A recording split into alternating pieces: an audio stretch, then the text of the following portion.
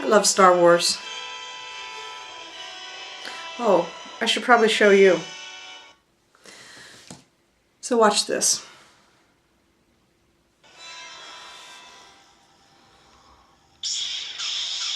He has to wait. He's just been waiting. That's been me ever since, well, December 29th. We had a hearing in Anne Arundel County down in Annapolis. I think where I left off, first of all, Happy New Year. Happy 2018. It's going to be a busy year here with all of this that's that we're doing. And like I said, it's an election year, so it's very, very important.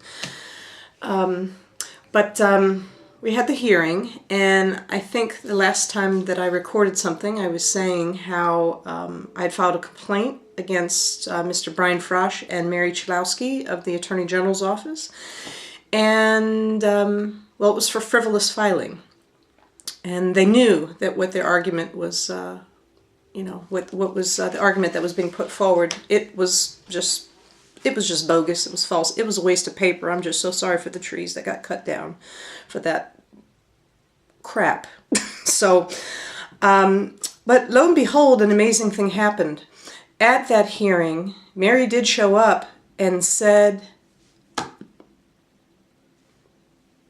absolutely nothing. Zip, zilch, nada. She said nothing at the hearing.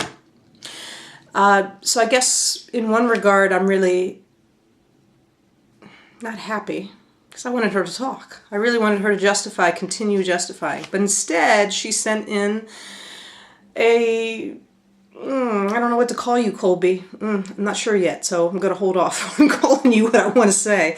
But they sent you in, Colby. And then you picked up the torch where she left off, and then you started talking, you started arguing the same collateral estoppel bullshit, everything. And the judge stopped you.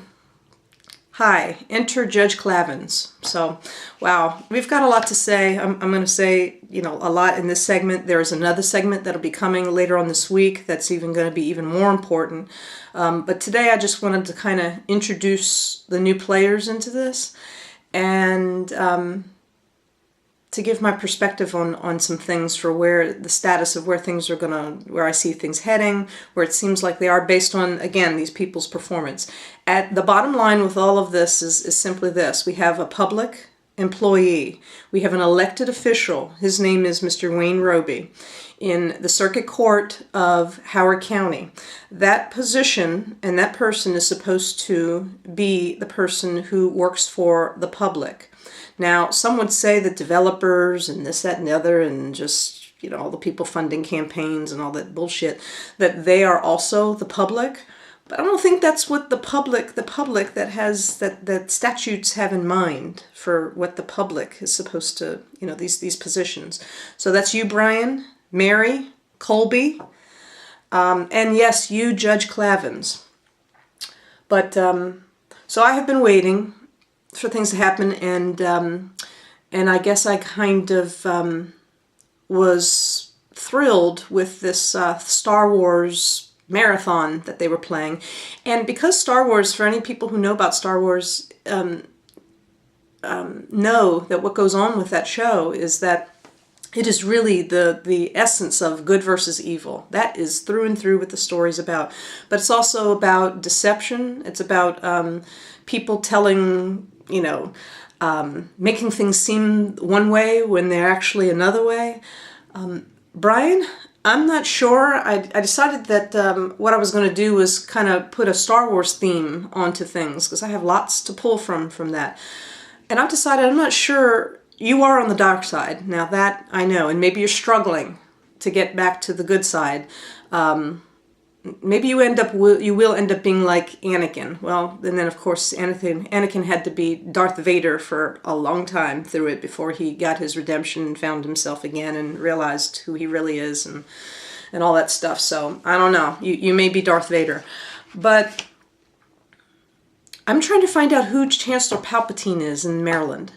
Somebody is Palpatine, the person who has you thinking that it's one way, that things are this way, and then people are just eating it all up, just thinking that, oh, because he said this and this is the way that it really is here.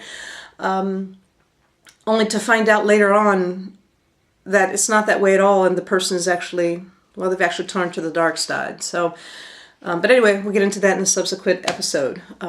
Jedis versus people who go down the dark side. So, and if you lie with impunity, if you just sit there and do, I think that you've walked the dark side.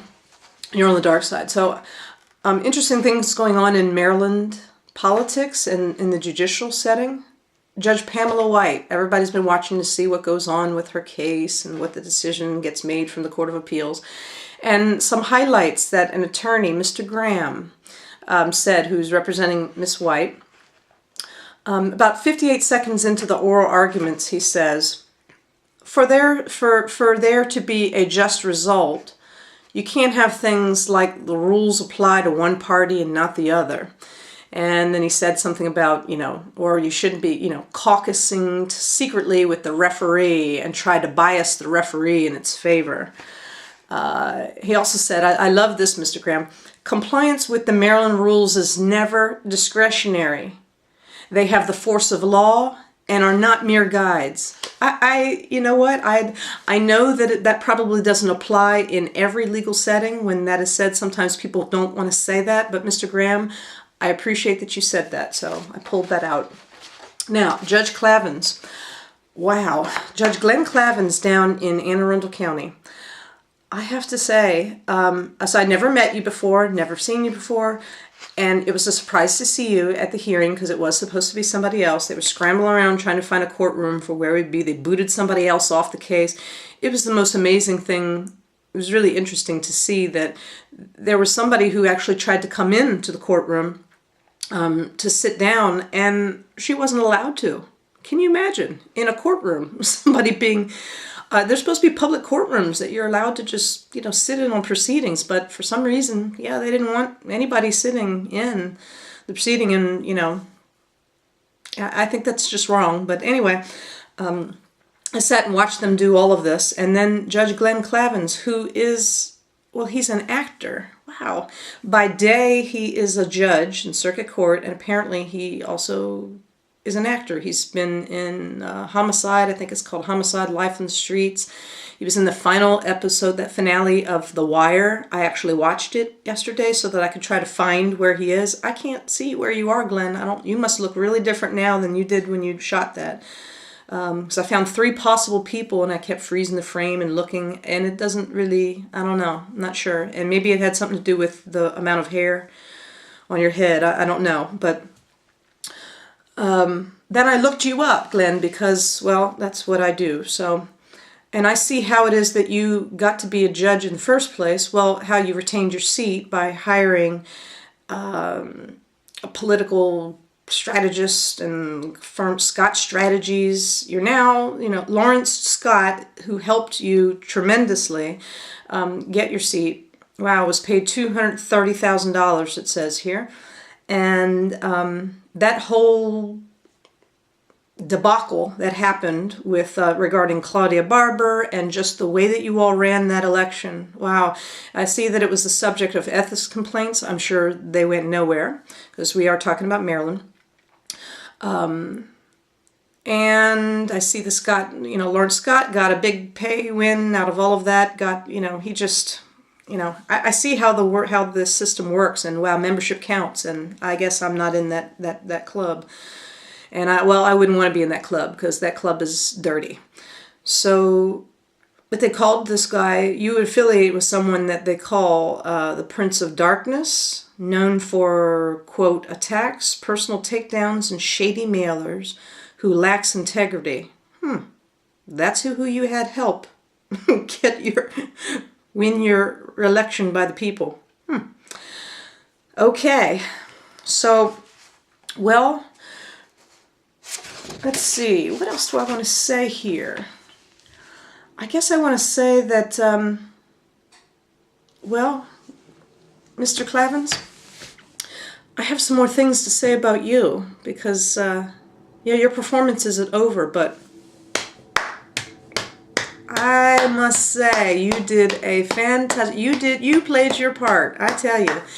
You walk in there, you acknowledge that you spent only 20 minutes reading it. Wow, I'm not sure how well of an interpretation you can make of things by looking at things for 20 minutes, but okay. Thank you for saying it, though, right on the record.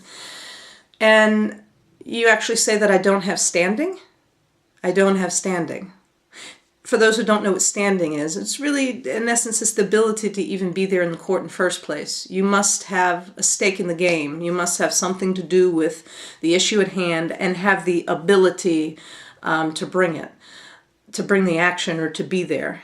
It means that you're, I won't give you the legal definition. I know it, but I'm not going to read it here.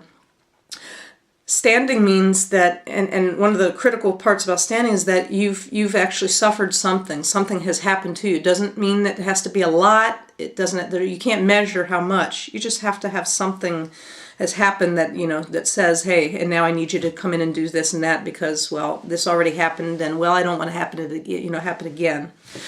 Well, Mr. Glenn Clavins, in the words of an attorney that I asked questions of about this.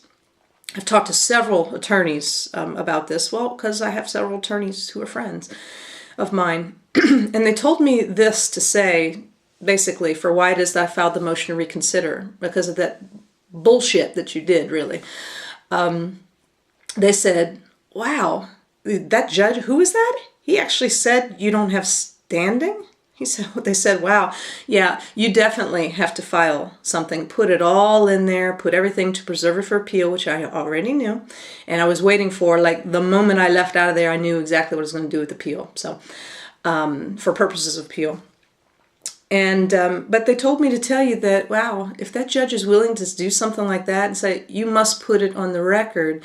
And then, well, if he wants to just summarily attempt to dispose of your thing and to try to make you go away, and they said that that's exactly what it seems to them that you're trying to do, I would guess that you're doing that, well, for the Attorney General's office. You did as a solid for them. It's called do a solid for them. That means do a favor for them. And ultimately do a favor for the clerk over in, because, well, you guys are all tight-knit anyway, and, I see that Mr. Scott here is all into development stuff. He's in the news right now trying to do some development thing in Anne Arundel County, and residents are not happy about things and wondering if there's going to be waivers and this and that, and whether the process is going to go fairly. And I think that they pretty much probably know that they're going to get the short end of the stick, and that you guys try to find a way when there is no way to make it go just the way you want it to. So Lawrence Scott, your strategist, Peterson Companies, Gold Property Company, Corvias Solutions LLC. This is just Mr. Scott's lobbying activities registered with Anne Arundel County. And I don't know if he's still an assistant state's attorney for Anne Arundel County, but wow, can he be doing that with still being on the payroll? Hey, somebody else could pick up that torch. I would love to, but I have my hands full. But, yeah. So, Mr. Clavins, like I said, you played the hell out of your role, I tell you.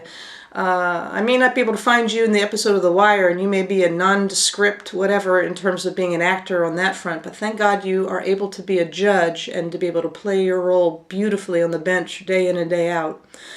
So, but more on you later. Like I said, I have a big surprise that's coming. I didn't say there's big, I'm going to tell you now. There's a big surprise that's coming later this week, because, wow, you sir, you're something else. So, you're not the only one, but you're something else. So, you'll have to wait for it. So, well, you probably do recognize this phrase, Mr. Clavins, from The Wire. So, let me reiterate it here. Because, of course, The Wire was a show also that, talked about that the lines get blurred between good and evil. Okay. But here's a really good quote that comes from The Wire that I think is appropriate here. Shit rolls downhill. Yeah. So, on that note, yeah, we have a long year ahead of us. All right. We're going to go to it.